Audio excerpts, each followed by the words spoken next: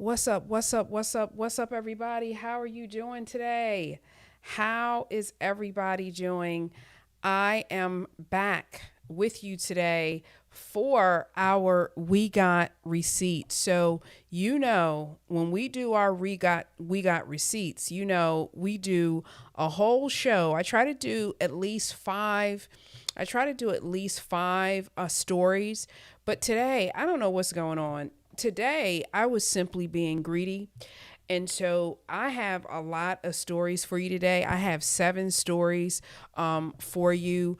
And some of it is just, Streamer University just wrapped. So I'm going to get into Streamer University for you today. The World Cup, we're going to talk about the World Cup for a little bit. There is simply so much to talk about. So let's get right into it. Spain has won the World Cup. Okay. And so unless you've been, under a rock or something, that they have won the World Cup. But what has happened is really what the shocking aspect is. Okay. They've won the World Cup, and now people are talking about a lot of the racism and things like that is going on with Spain. So let me just get my stuff sitting up here situated right. Yeah, I was a little crazy. So here's the thing. So Spain recently won the World Cup, and I'm going to give you 5 points to consider. I just saw a TikTok where a guy said the World Cup exposed a lot of countries to the racism that's going on throughout the world. And I thought to myself, he ain't lying, but you know what? Let's go. So let me get up a World Cup photo for you guys real fast. Let me throw that up here so you can see it, and so we can have a visual of what's going on right now. All right. All right, cool. So the score, Spain beat Argentina 1-0 in extra time. It is crazy how, like, when there's no score happening and we're just going back and forth, insane. But Ferran Torres, okay, or maybe it's Ferran Torres, scored the only goal in the 106th minute. Can you imagine 106 minutes and 1 point? Like, if we were to break that down mathematically, that would be like a lot of running back and forth and no points, basically. You guys know it. Spain won its second title, first since 2010, and did it while conceding only one goal the entire tournament. A defensive masterclass. Emi Martinez set a World Cup final record with 12 saves in a losing effort. But you know what? This is where we're going to dive into a Yasmin breakdown analysis. Why was Argentina being such a sore loser? Like, the sore loser energy, what is going on? You hate to see it, but we got to report on it. So Leandro Paredes grabbed Erica Garcia by the throat and neck and shoved him, then turned on Gavi and wrestled him to the ground. He just said, you know what? I'm going to just turn this whole thing into WWE. Then Leandro Paredes, he is with Argentina. Okay. Then Nahuel Molina, he also threw a punch at Rodri that helped spark the whole brawl. So again, you win some, you lose some, but you don't necessarily fight afterwards. Well, Paredes was sent off, the second Argentina red card of the day after Enzo Fernandez. Now, as of this morning, FIFA has opened an investigation. Yes. FIFA and their investigations that seemingly lead to nowhere. It's like you open up an investigation with FIFA, it goes into a black hole, you never hear from it again. You don't know what's happening.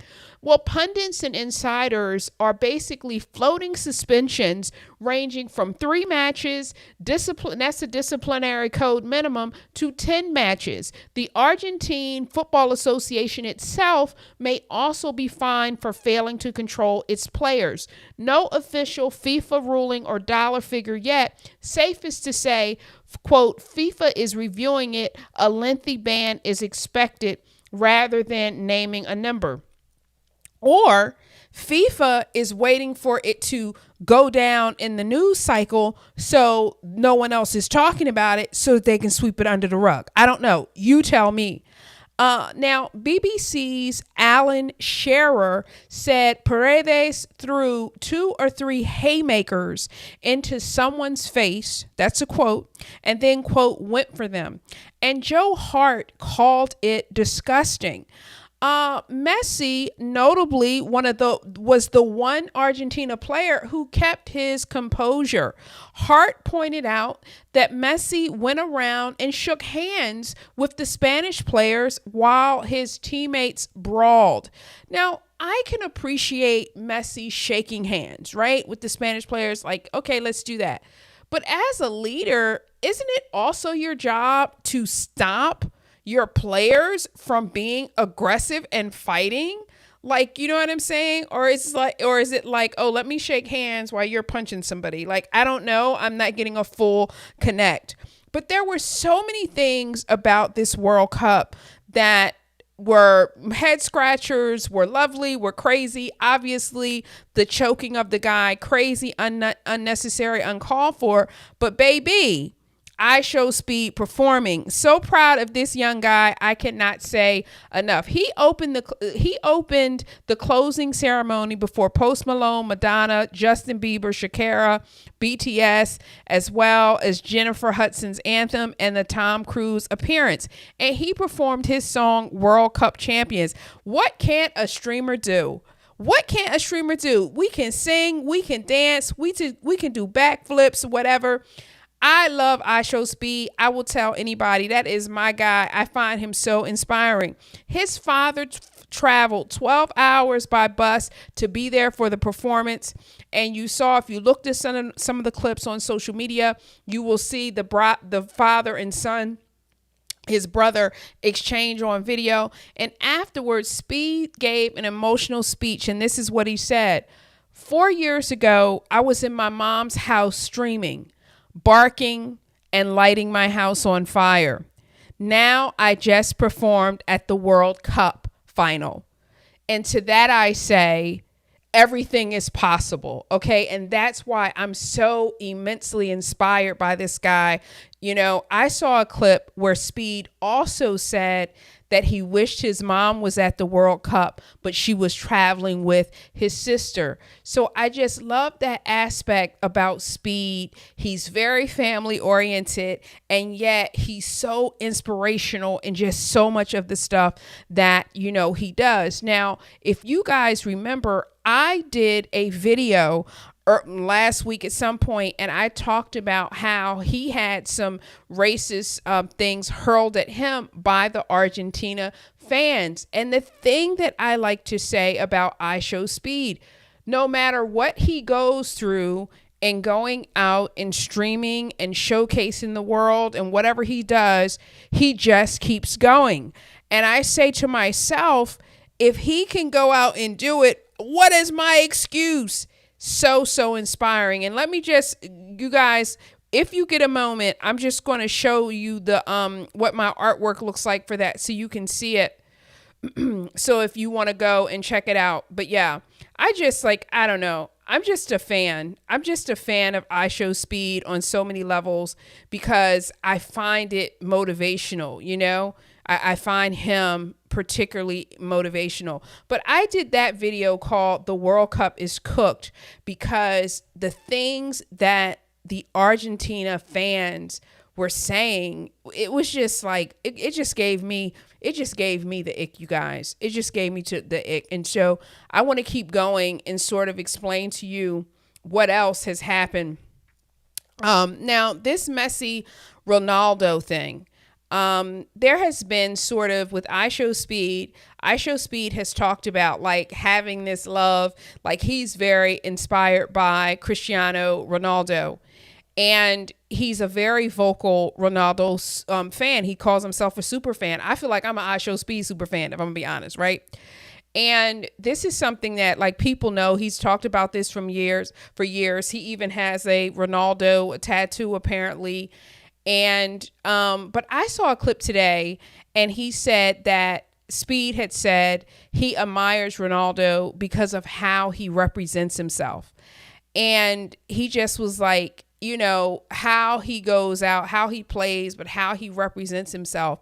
And in light of everything that we've seen with the World Cup and how Argentina sort of, you know, the things that they did, they turned their backs on people. Like they just did some really weird things. I get now why Ronaldo is pushed just a little bit higher. I understand that now. Now, the next thing that I wanted to share with you guys about the World Cup, and I don't know if you got to see it or if you have not got to see it, but I wanted to share a few more stories about the World Cup. Racism accusations against the Argentine fans. For my show, I often will talk about different things like this because I want us to be aware. I want us to be aware of what's going on. But this particular World Cup event, the tour, whatever was going on, is this World Cup, I guess they call it. It has been so documented, and it feels like some of the racist events or, you know, incidents showing racism have escalated significantly during this tournament. So let me just give you sort of a rundown. On the Cape Verde match on July 3rd, Argentina fans told Speed to go cry to the zoo and made monkey gestures at him during the Egypt match. Okay. Then Egypt and Cape Verde fans separately accused Argentina supporters of throwing beer bottles and hurling abuse, right? So this was not just now an iShowSpeed incident. Other fans separately accused Argentina. Mind blowing, right? So it's like, oh my gosh, so y'all leave your country and you go out and you act like that? Like, wow, okay, cool. Now I understand. FIFA opened an official investigation into the Speed incident. Samuel L. Jackson, he's an actor, went to Morehouse College. He reshared a post after the final discouraging people from supporting Argentina, citing the country's history on race, okay? Multiple outlets, Al Jazeera, The Source, France 24, have connected this to Argentina's deeper history. The historical monkey gesture pattern specifically toward Brazilian players dates back to a 1920s newspaper cartoon. And what's so crazy is that I was following iShowSpeed because I learned so much from his streams. And I said, you know, I'm going to do research on Argentina. And so I go and I do some research on Argentina and I do the video that I just showed you. And now today, when I was doing research for this particular live, when I tell you I must have seen 50 clips that is talking about the history and the racism of Argentina. But here's what's crazy to me. Here's what's crazy to me, guys. On I want to say Facebook or it's either Facebook or Instagram. I had someone, an Argentinian person, message me and say, yes, with all the things you all are saying about Argentina, we're still winning, right? And I was like, that's true. And it's a shame that for you, how you send your message out to the world is just about how you play football, is not how you treat people, right? Like that was my response. But please, check out that video because it really explains the why behind it, the potential history, because they're not on my bucket list. Argentina visiting is not on my bucket list. All right, I'm sure they won't miss me. All right, so there was something circulating also around this time, the Kevin Durant snub. And I was trying to figure out, what does this Kevin Durant snub mean? So I saw a clip where NBA player Kevin Durant walked past Messi, Martinez, and Scaloni at Fanatics Fest, and this was on July 18th. He didn't acknowledge them. And then he went and he hugged Rodri and Spain's coach warmly, right? And when everyone is like showing this clip, it looked like he was snubbing them because I'm thinking because of the racist antics, because it's coming from somewhere. People don't just go out and go into another whole country and just start showing their behind, right? It comes from somewhere. But then KD later posted an Instagram photo of himself greeting Messi, and that kind of cooled the story down. So I don't understand the full story arc here. Were you ignoring them because you're understanding the racism, or were you not? Like, I don't know. But I thought that KD, like, nobody is trying to feel like that energy that they have. Ain't nobody trying to feel that energy or whatever. So take that energy back where it came from. So that's something that I wanted to know. Had you guys seen on that? And when we get done with this live, put your questions in the chat. Put your questions in the chat, and I will address them as we get done. Now, have you guys seen Lamine? Is it Lamine Yamal? Have y'all seen Lamine Yamal's little brother? Oh my goodness. He is the cutest thing. He reminds me, I'm going to show y'all real fast. He's a little his brother is the soccer player, but look at this little cute guy. He is the cutest little thing. He reminds me of one of my little neighbors, but his brother has gone viral because we have seen photos of him in the stands during the World Cup. And I guess it pronounced his name Kane, I think is how you pronounce it. But he went viral throughout the tournament for stealing all these camera moments and making faces on the Jumbotron. And Yamal said, I am proud of my little brother, and I know when he grows up, he will be happy of what I do. And so now, they have created all that joy and happiness. They got me following now. Lamine Jamal, him and his brother, they are so adorable and inspirational. And again, you guys, people be looking at me like, why you watch iShowSpeed? Because if I wasn't watching iShowSpeed, I wouldn't have seen him covering the World Cup, and I wouldn't have found this cuteness. So that's why I do it. Okay. That's why I do it. All right, you guys, that is your recap of the World Cup. That's your recap of the World Cup. And so now we're going to go into, oh my gosh, you guys, I have so much going on for you today. Now we're going to go into Olivia Miles.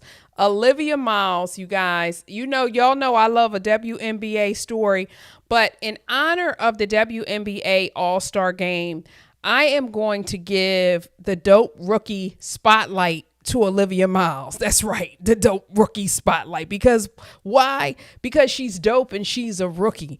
Let's talk about 5 things today that make her amazing. I love covering sports because I love to recognize greatness when I see it. And she seems to be great at what she's doing. Now, let me give you 5 things I want you guys to think about with Olivia Miles. If you are planning to watch the All-Star Game this weekend, because it comes this weekend, let me know. Let me know if you think I should do something, because I'll come on and hang out with you. She is the only rookie. She is the only rookie starter in this year's WNBA All-Star Game. So, number 1, she is the only rookie starter in this year's WNBA All-Star Game, drafted number 2 overall. All right, out of TCU, right? She's just the 11th rookie in league history to start an All-Star Game. Okay, only the 11th. Paige did it, Caitlin did it, Maya Moore, and also Sue Bird.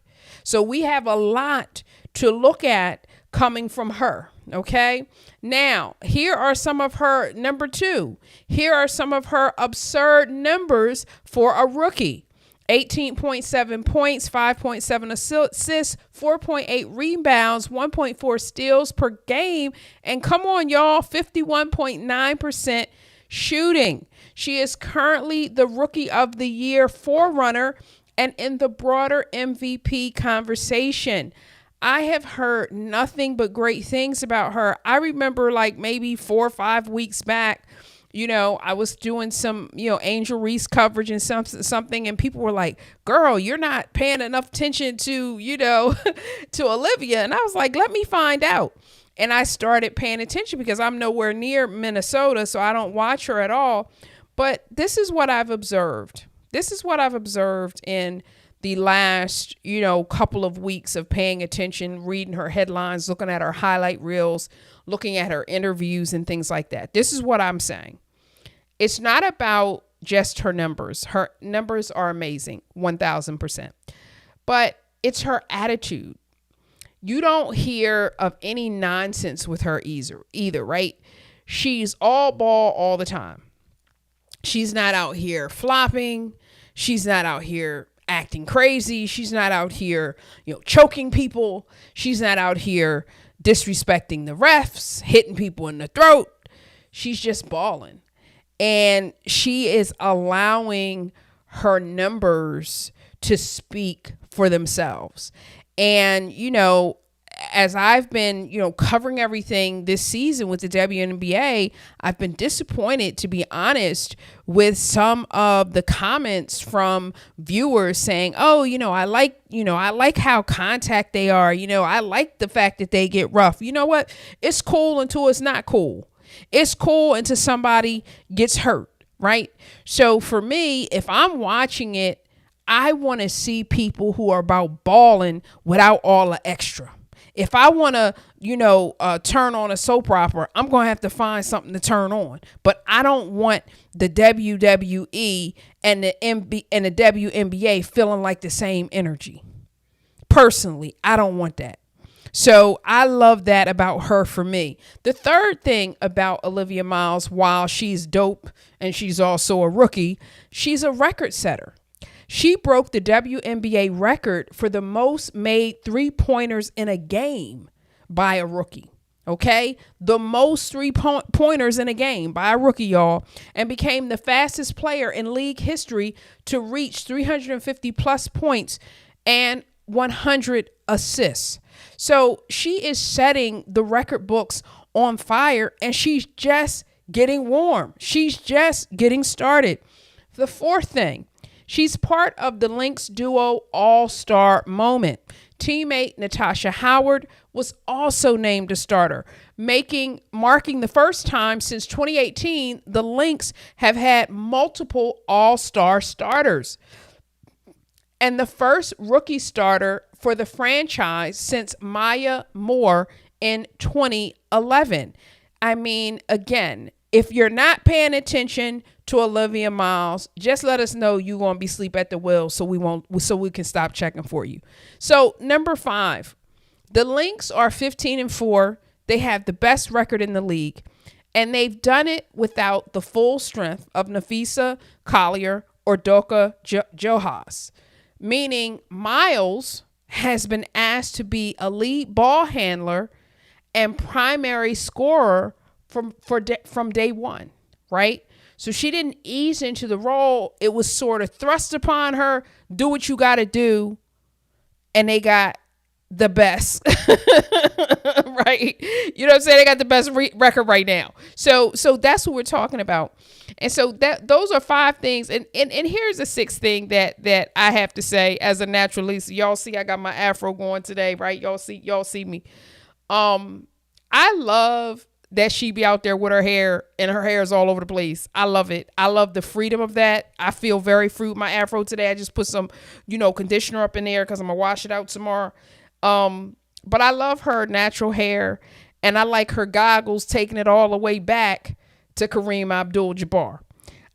But seriously, I feel like she gives Natural Sisters, such great energy. You know what I mean? So let me know if you are feeling Olivia Miles and if you're going to be watching when she plays at the WNBA All-Star game. She is definitely the future of the WNBA. And if we're looking at her, we know for a fact that everything looks bright for her because she is just absolutely amazing. So, all right. So our next story, it seems like we can't have, you guys, a WNBA story without having a Angel Reese story, right? So we need to get into the Angel Reese of it all.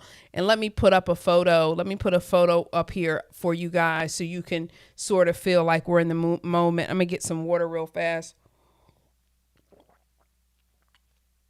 Yes. So guys, another day, another Angel Reese story. Okay.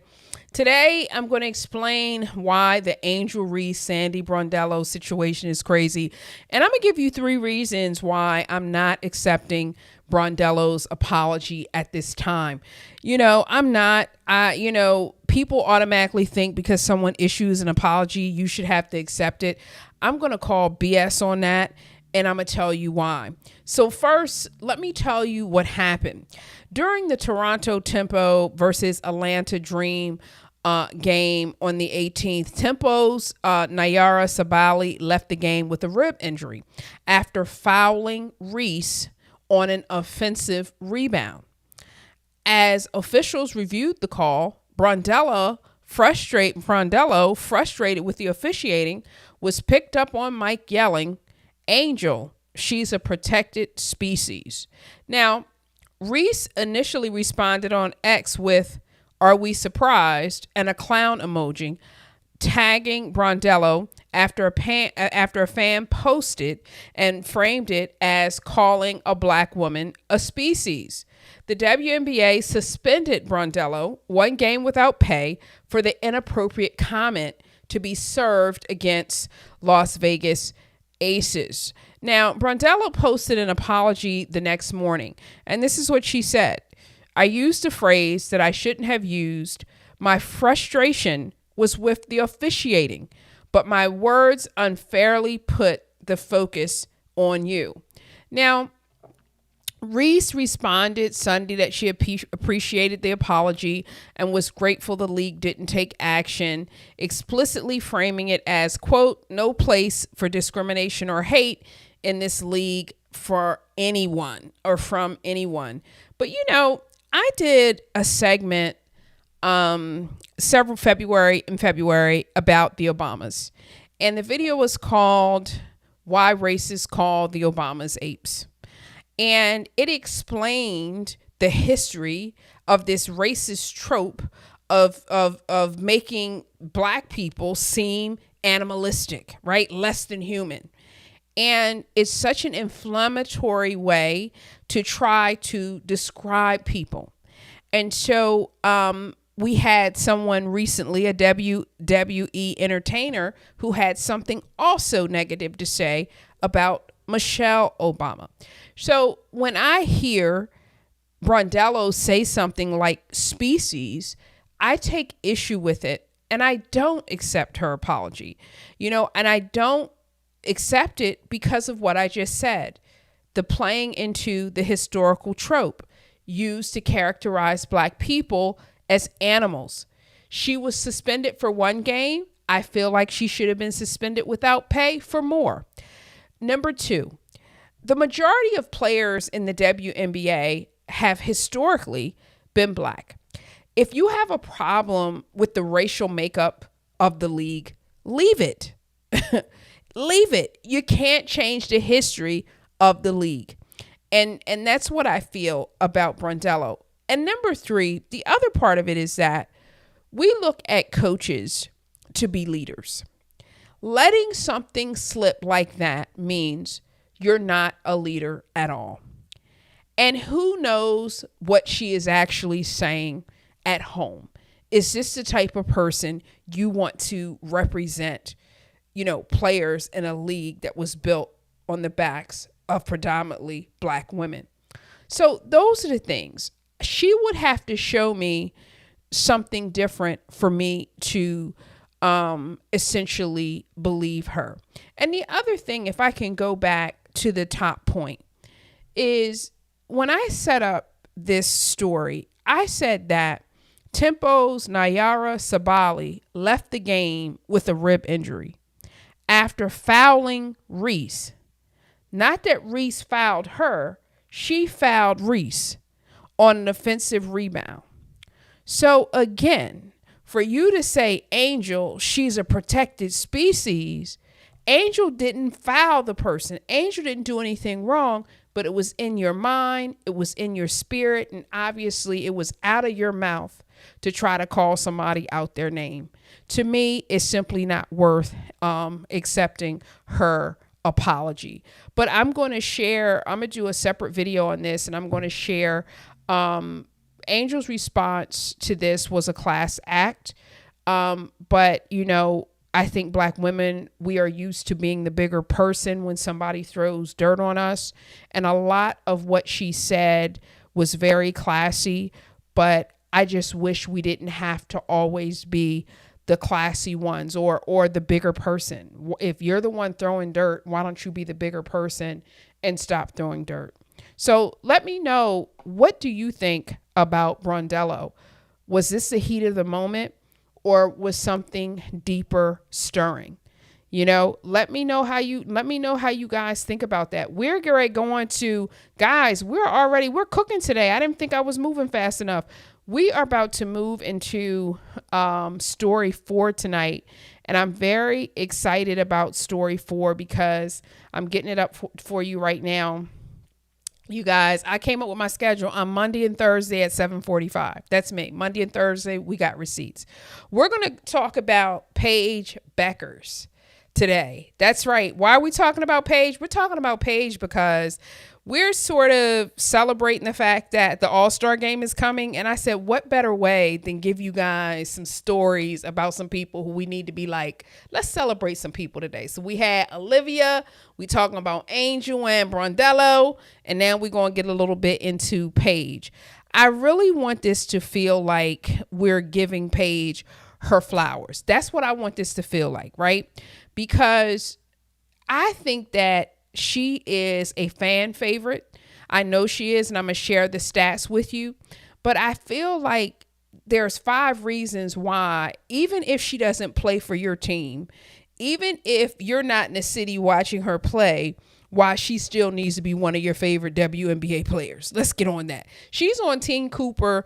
That's by Cynthia Cooper, the OG WNBA player for the July 25th All-Star game. And that's the same team as Angel Reese, coincidentally. And Cooper made Beuckers her number 1 overall pick. Now, one of the things that made me pay attention to Paige, because again, I don't live in Dallas, where she plays, Paige isn't afraid to stand up for Black women. I don't see that enough. I don't see it often. So when I see it, my brain immediately goes, oh, someone's standing up for Black women? What's happening? And let me tell you what happened. After a 22-point, 11-rebound win over Chicago on July 12th, Beuckers used her post-game presser to point out this is the first season since 2020 the WNBA has had 0 Black women head coaches. Only 2 of 15 head coaches are Black, and both are men. Now, let that sink in for a minute. You have this women's league, all women, and you have 0 Black women head coaches. And again, historically, what is the ratio of Black women playing? But none of those folks deserve a coaching job. Okay, cool. So she said, quote, "It was built on a lot of Black women, this league. So it's definitely right for them to get the same equal opportunity as everyone else." That was a direct quote from Paige. Now you're starting to understand why she needs to be one of your favorite WNBA players just on the strength, okay? Because she's so aware and she understands that the league was literally built by Black women, the foundation, and all the years when no one was watching, Black women were there representing. And now that people are watching, it's like musical chairs and the Black women have no seats. So I take my hat off to Paige because she's speaking facts. And a lot of people will know a fact, but they don't have the courage to speak the fact, right? So that's why I said today I want to give her flowers, even though I don't see her games because I'm not in Dallas. Number 2, she credited her stepmom and her AAU coach, both Black women, as major influences on how she was raised. Now, exposure matters. A lot of people have negative comments to make about Black women without having met any Black women in their in their lives, period. As a Black woman who, creates content, is always researching things on online, it is refreshing to see someone stand up for Black women, because I absolutely see Black women being attacked all the time, right? All the time. So for Paige to say, oh, I have a minute, let me go ahead and speak some facts about Black women coaches and who has built this league, a sister appreciates that. Now, the number three thing that I think of why she should be one of our favorite WNBA players is playing right now. At the 2021 ESPYs, while still at UConn, she used her acceptance speech to call for celebrating Black women in sports media. Again, it's something where when Black women are talking about something, correcting a wrong or something like that, we're on our soapbox, we're complaining, this kind of thing. But when somebody else who doesn't look like us puts a spotlight on something, it's seen different.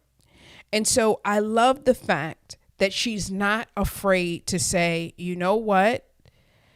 Let's go ahead and put this spotlight where it goes. And I know, Angel, I've cited many times as the reason why I do so much sports content, Coco Gauff for women, also Naomi Osaka. It's because Black women in sports don't get enough attention. And I feel like if my voice can help, let me get up here on the mic, 1 2 1 2, and say something. So I'm truly glad. I didn't know her when she was playing at UConn. But I'm so glad to see how aware she is. So shout out to her stepmom and shout out to her coach. And the fourth thing, and the backlash always, it seems like, is real. If you're standing up for something that's right, someone is saying, oh, well, it's not right to me. Well, I feel, like everybody has an opinion, right? We all know how that goes. But some people have praised her for using her platform. Others have accused her of reciting a talking point or pushed colorblind hiring arguments. Whenever I hear that, colorblind hiring arguments, when it comes to particularly things with sports, it's just always funny because, like, when you look at, like the quarterbacks historically in the NFL and the coaches in the men's sports or whatever, it's like, oh, well, if you hire the Black people, but why should you hire them? You're being colorblind, but they were players and they learned, you know what I mean? There's always this double standard. When someone thinks about hiring someone Black.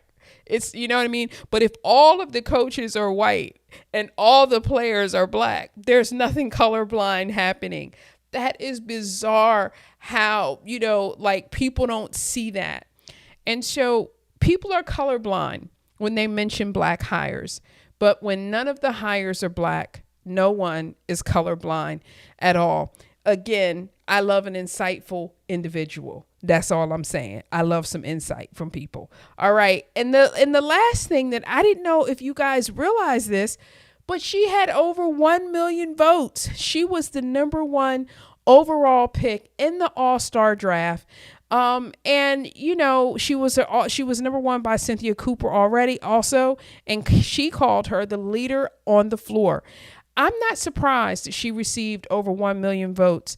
I have seen a lot of social media posts about her game, about her energy on the floor, about her talent, her field goal percentage. I just have literally heard so many things about her. And in a Threads post a few days ago, I said that I was surprised that Aaliyah Boston had received 600,000 All-Star votes, right? And it was no shade to her, but she doesn't show up on my timeline as much. But I wasn't surprised about the 1 million that they're saying Paige received, because I just hear so many people giving praise to her on such a multitude of levels. So I have nothing but love for Paige. She's doing great things. Shout out all around. Let me know if you guys have been following Paige. Excuse me. Let me know if you've been following Paige and what you think of her, because I think she's talented. I think she's dope. And I'm just excited to see, what her career is going to be like or what have you. Okay, guys, our next story for tonight, Ice Cube and Cam Newton. I try to mix it up. Y'all know I love sports, but I like to talk about relationships. I know nobody want to hear me talk about relationships, but I like to talk about relationships. I like to talk about culture. And I have to do a crime story because, of awareness from time to time, even though I know it's hard.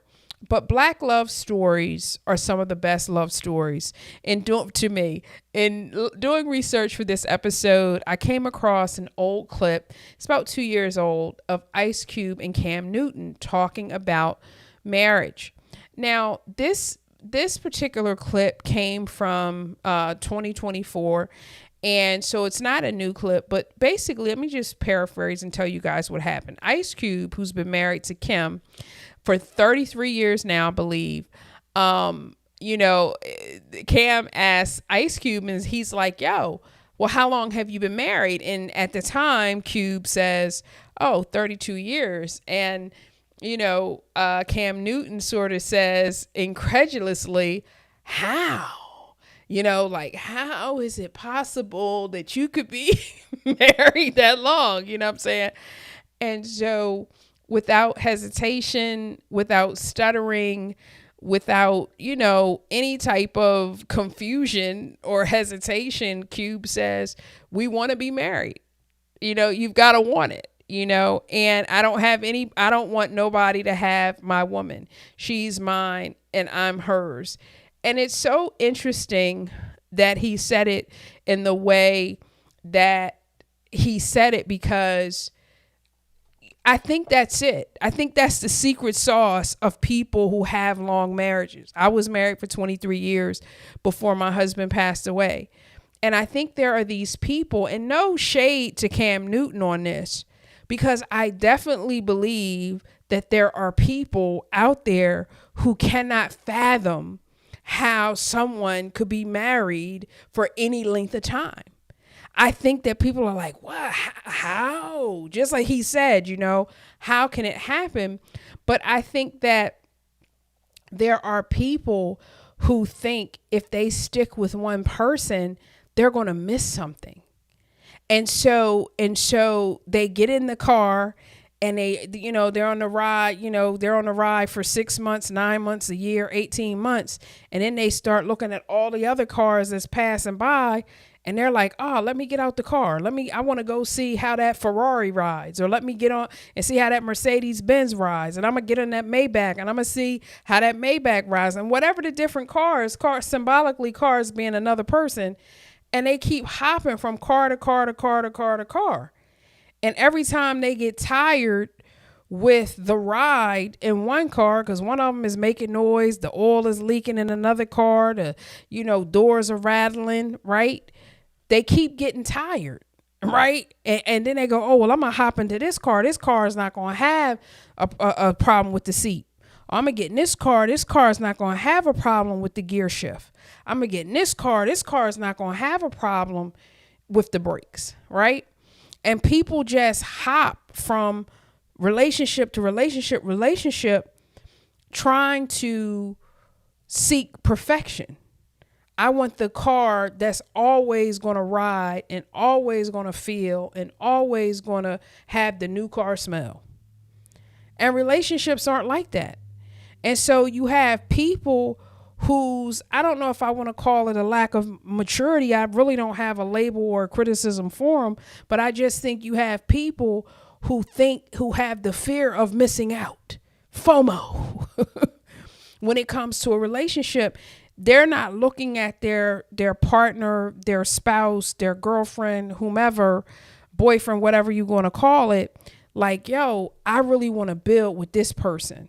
Me and this person have a family, and we have a responsibility to our family, because we're going to impress them for generations to come. They don't have that. They don't look at it like that. They're like, yeah, I'm going to go with her. Oh, yeah, you know what? She nagging me too much. Let me go ahead. Let me pop over here. Let me put another baby in her. Oh, okay, I'm going to do 2 or 3 babies with her. Okay, cool. Yeah, I'm kind of sick of her. You know what I mean? Her eyebrows look funny this morning. Let me go ahead. I'm going to go over here. Somebody else, I'm going to pop a couple babies with her.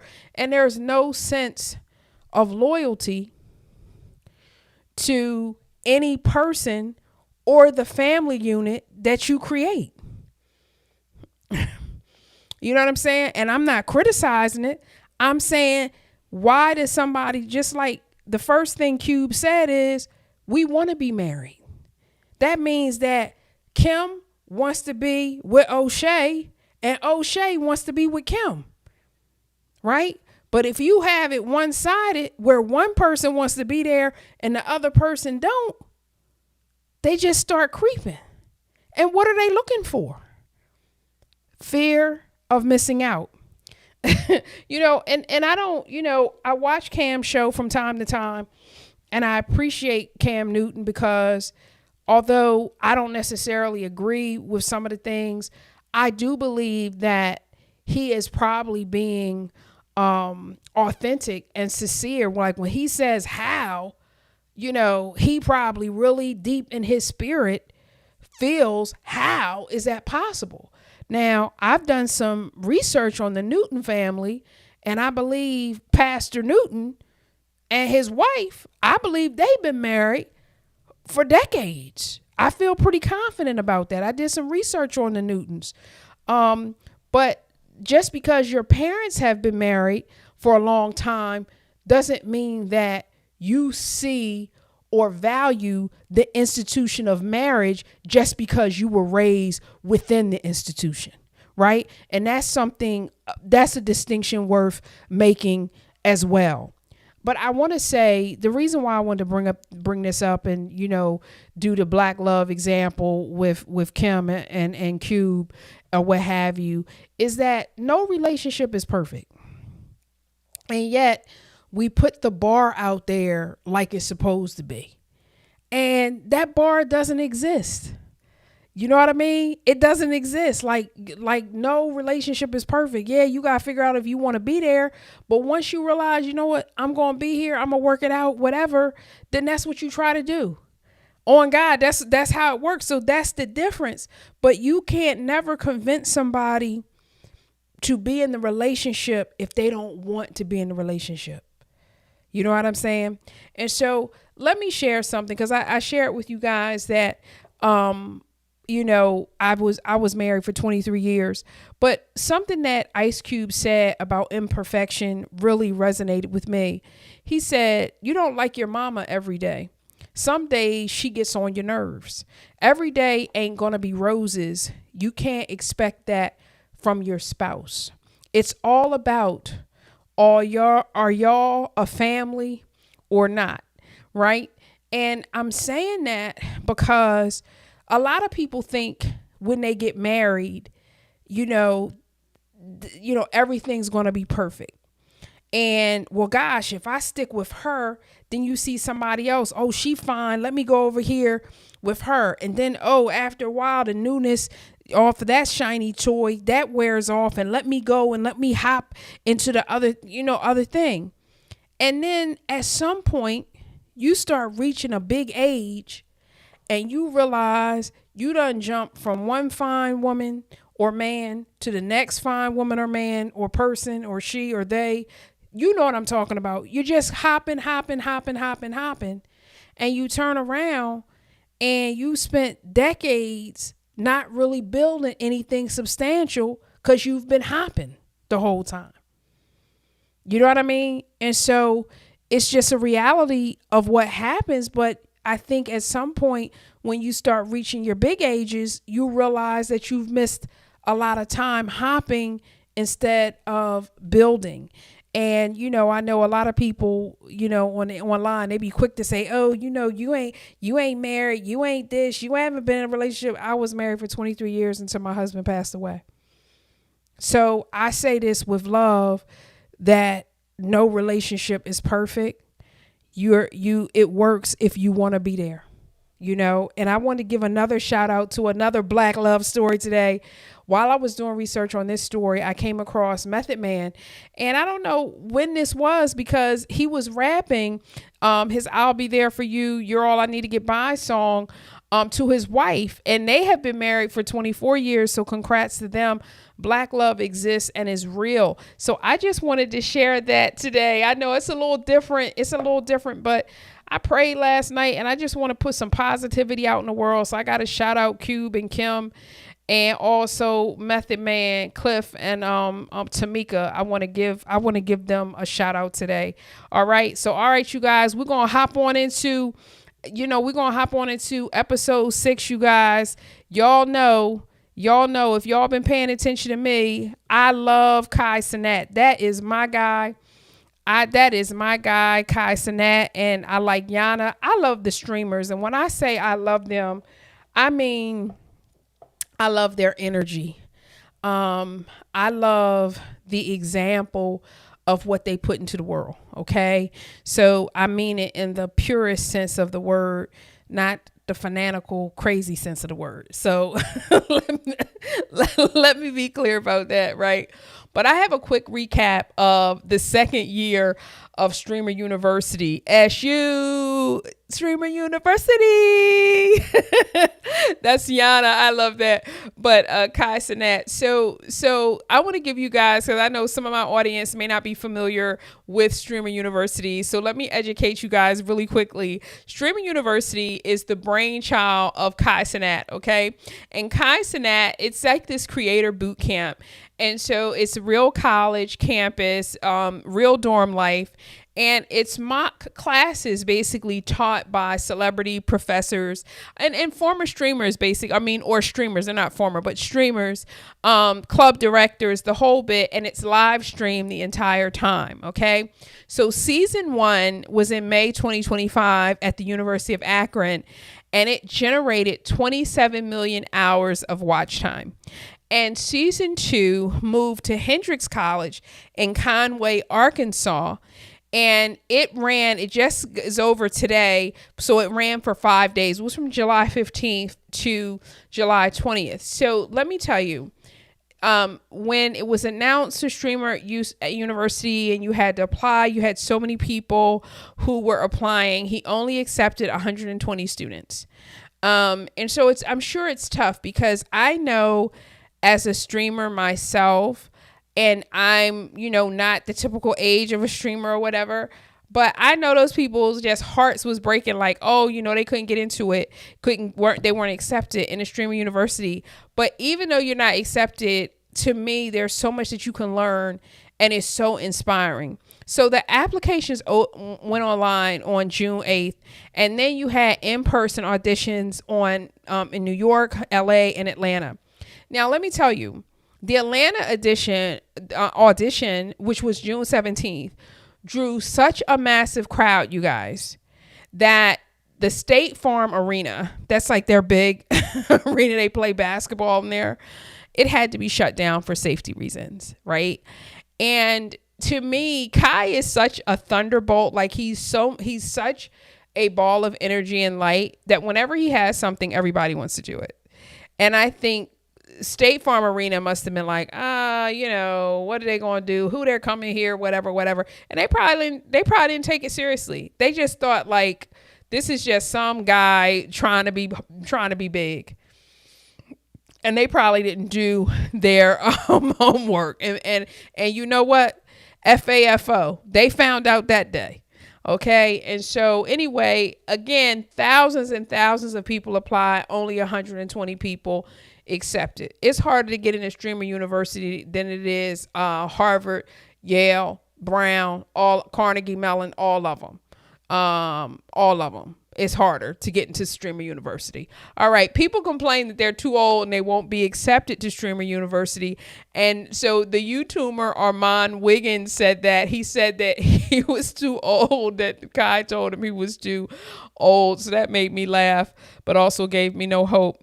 And of course, when it comes to ageism, I'm all over it. But I was very happy to see the streamer I Just Love Puzzles was there. And she, she's older, but she was up there. And Kai gave her a special newly created role, campus librarian, specifically because she posted online that she didn't feel she had a place at Streamer University. And so I thought that was very sweet. I think it's the ageism thing is always concerning because I think nobody wants to feel like they're aging out of anything. And just because you're older doesn't mean you're not inspired by, doesn't mean you're not doing the same things or whatever. Doesn't mean you can't find an audience, because just because you don't have the same audience as someone else doesn't mean you don't have an audience. And so that's something that I hope Kai will continue to work on and look at and expand and so forth. But Phantom, who is a member of AMP, was in the campus police department this year at Streamer University. And, Yonna was very interesting because Yonna was the breakout star last year. And that's the picture of Yonna and Kai that I have on screen. But Yonna was the breakout star last year. She came up with the song, her and I want to say two other streamers came up with the song Streamer University. And she's singing Streamer University. She's singing that in the song and so forth. And I remember her coming into his office and saying, hey, we want to play, this song for you. I want to play this song for you. And he's like, this is you or whatever. And it was such a viral moment because her and her other two people created this song, and everybody knows about Streamer University, and it was that song. So now to come back the year 2, guess who was the director of musical arts? T-Pain, right? And T-Pain was creating the Streamer University theme song for this year, right? So you go from Yonna and two other people who I don't even remember who they are doing hey, let's do this song. It goes viral. And now you have T-Pain, who we all know, okay? Serious, right? Seriously talent. But what was so interesting is DDG. I saw a clip today where DDG is trying to write 8 bars for the Streamer University song. And T-Pain is they're just laughing. It just felt like it was such a good time. And that's what I feel like. Again, why do I pay attention to, streamers? Why do I pay attention? Why do I stay motivated? Watching people who are doing what they love and who are putting such good energy out into the atmosphere can really, really motivate you. Me seeing T-Pain there working on the second, official Streamer University song, seeing Yonna pretend that she the assistant principal and arguing, it's really hilarious because, guys, you have to understand, people who want to be creative, want to make money, have reached adulthood and are trying to do something for themselves. This is very inspirational. And everyone's not going to make it because they're going to give up. They're going to feel frustrated. But if you can tap into a source that inspires you on a consistent basis, you have a better chance of continuing. You have a better chance of being able to keep your ball rolling. And that's what I see in Yonna J. That's what I see in Kai Cenat. So Yonna was the drama club director this year. But when I tell you, I was looking at the clips where she was saying that she was the assistant principal and Kai was telling her stop saying that, I was laughing. Then I saw DDG laughing at it. I mean, I really enjoyed it. I really enjoyed it. And just from the success point, you guys, I remember last year watching Streamer University, watching the clips, and I think Yonna left Streamer University. I think she was living in North Carolina. She left Streamer University. I think she had 10,000 subscribers on Twitch last May. And this year, while she was at Streamer University, she crossed 1 million subscribers on a Twitch. So, the power of being able to be yourself, it's there. To believe in yourself, it's there. And to see it and witness it. And that's why I watch them, because though I'm older than them, they still inspire me. So I just wanted to share that to you. And I just want to shout out to Cenat for, he has just, oversized, outsized dreams. His dreams are like, his head is here. His dreams are way out here. And he still finds a way to make them happen. He finds a way to make them inclusive.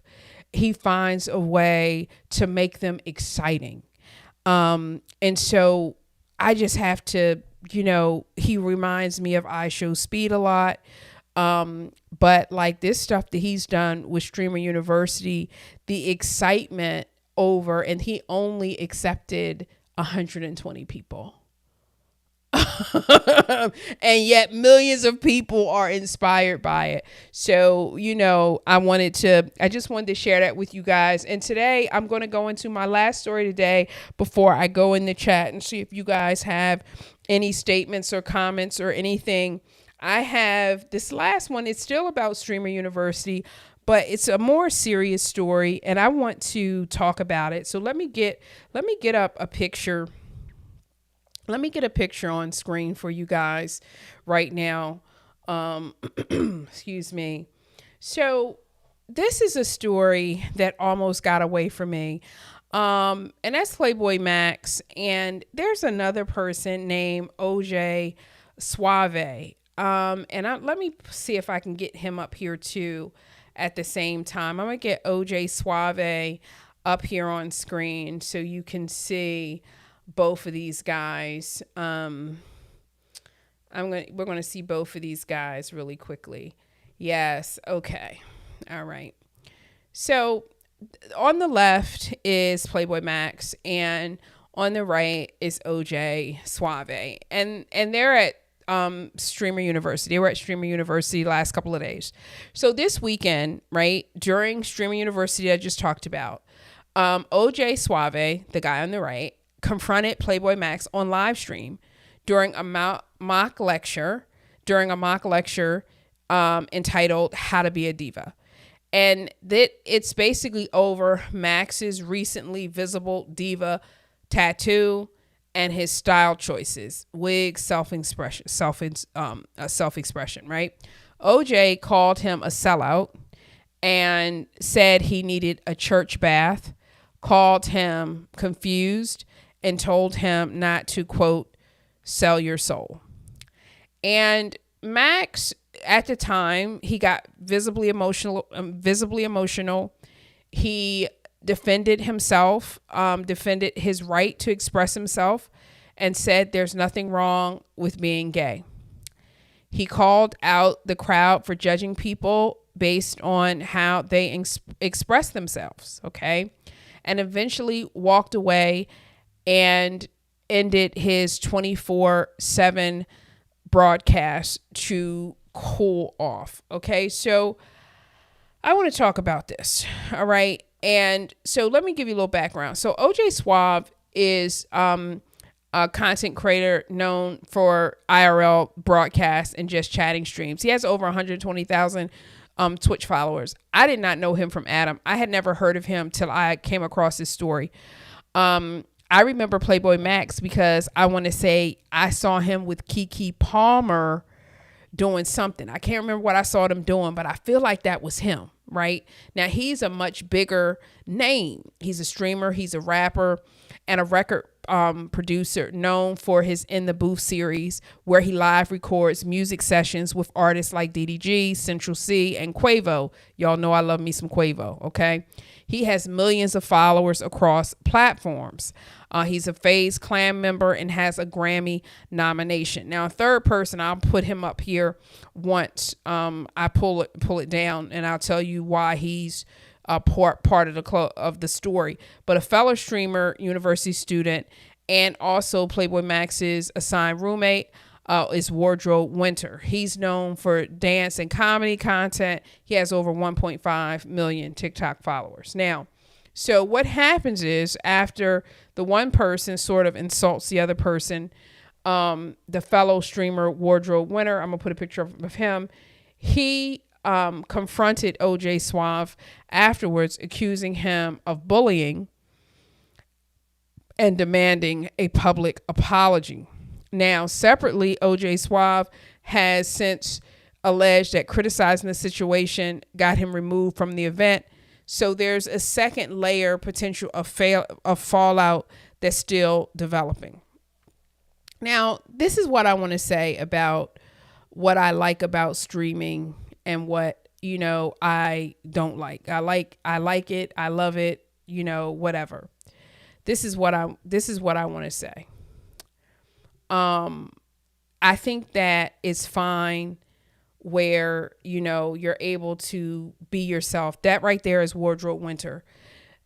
You have these platforms where you can be yourself. You can showcase your talent. You can be these great things. But then you're often the target for people who have immature thought processes, who aren't worldly and know what the fuck is going on. Who, are going to discriminate against you, who have every ism known to man. Those people are as accessible to your stream as the people like me who are going to be like, yo, I love your energy. You inspire me, right? The haters are as accessible to you, right? They're as accessible to you, right?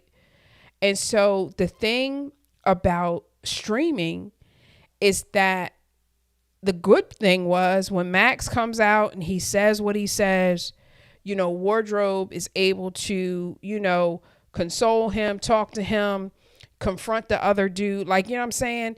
You can get the support that you need. But the bad part is that somebody tried to shame you in front of hundreds of thousands, if not millions of people. And so that's the thing about streaming that I will caution people to always work on your mental health. Always work on how you feel about yourself. Always work on your self-esteem, because the more popular that you are, the more in the public light that you are in, you have people who are trying to come for you all the time. And so if you don't build that mental fortitude, you become an easy target.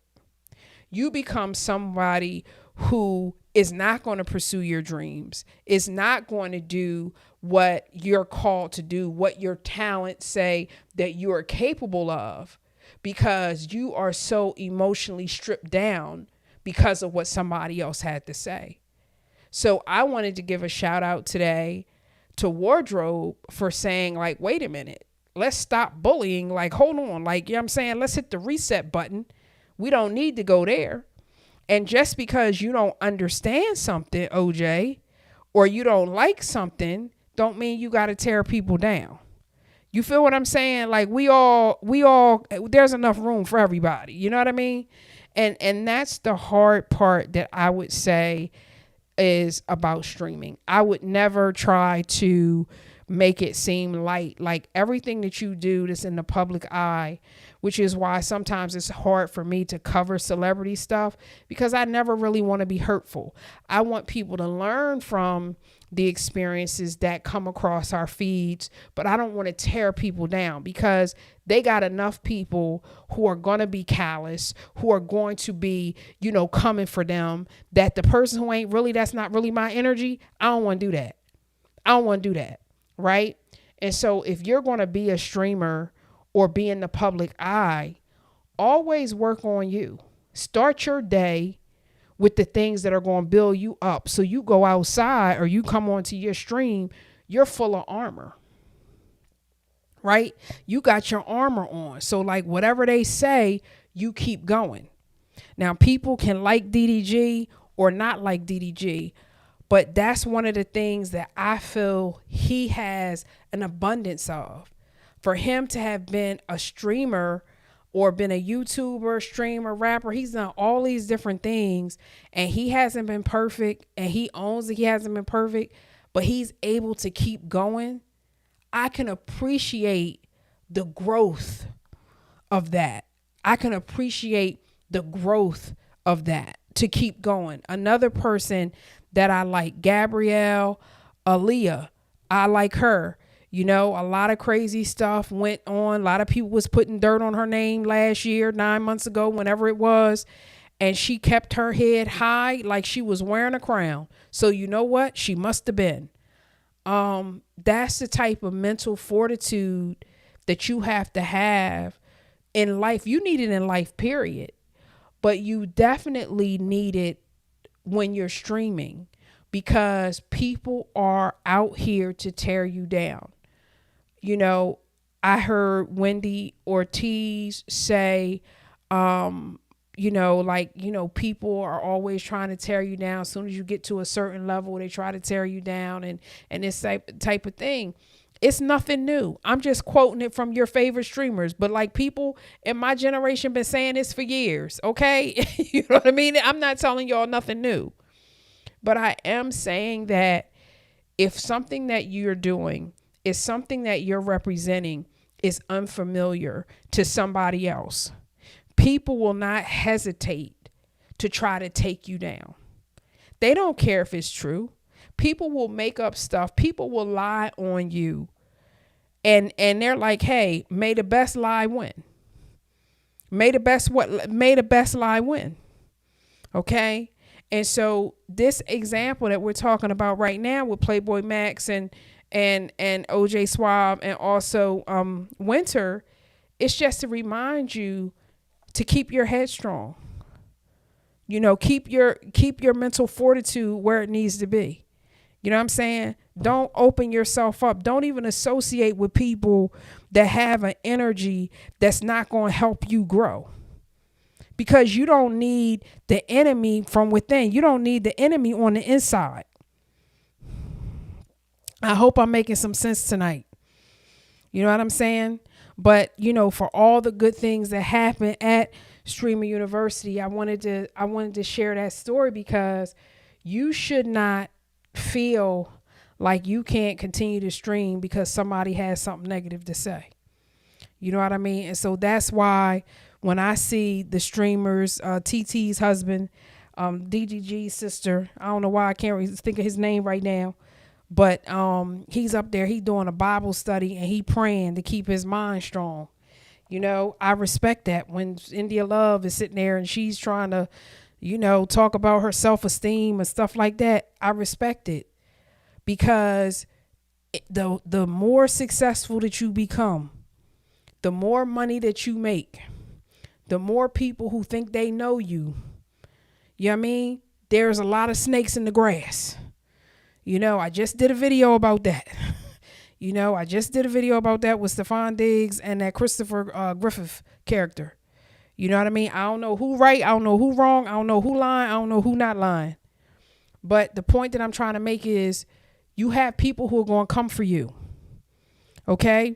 And if you don't have your armor on, they will try to yank your heart right out your chest. Okay? And I just think it's important for us to know that, to understand it, and to, you know, move beyond it. So right now, you guys, thank you so much for that. I am going to get into chat. I don't even know if you guys are over here. I'm going to see if anybody's in chat today. I'm going to cut this thing up, man. I'm going to pull out my Jinshu knife and I'm going to pull this thing out and I'm going to do something with it. I'm going to dice this thing up to like 7 probably pieces of content. On a somber note today, you guys, Nolan Wells was laid to rest today. The young man the 18-year-old who was out on the boat with his 3 white friends, and they all came back, but he didn't. He was laid to rest today in Biloxi, Mississippi. Al Sharpton, as I understand it, was there. Tyler Perry paid for the funeral arrangements. Colin Kaepernick paid for the independent autopsy. And so, his parents, as you can imagine, were devastated, and are still devastated because they still don't know what happened. And, the sheriff and the different people are trying to get video and get, information, but that information doesn't seem to be forthcoming. And so Nolan Wells was laid to rest today. So I'm going to see if you guys have any comments in the chat on anything that we talked about today. Yes. And so we're going to get on here real fast. See if you guys are in sick of paying for hours you. Yes, they make you. Hey, what's up, chat? How are you? I must just say, hey, chat. How are you? Yes. Hi, chat. How are you? How's it going? How's it going? I'm going to see if you guys have any comments. If you don't, I'm going to wrap up today. It's been a long day for me. I'm ready to stretch my neck out. I know. Where are my natural hair sponsors? You have a willing participant. Doggone it, this hair, man.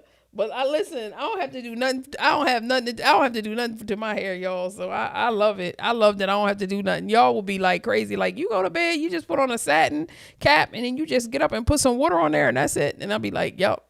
I don't have to do nothing to this thing. And I be loving it. I be like Olivia. I be having the spirit of Olivia Miles, y'all. So, all right, y'all. So if you guys have any quotes or any comments, please put them in the chat right now. I am live in the chat. I see we got 2 people watching. I am live in the chat right now. If you guys have any questions or comments on any of the stories, I'm going to drink some water because I'm thirsty.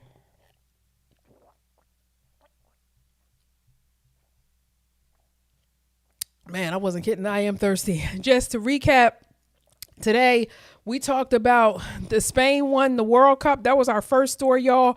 Then we went into Olivia Miles because, listen, she's the rookie. She gonna get Rookie of the Year for the WNBA. Mark my words. Mark my words.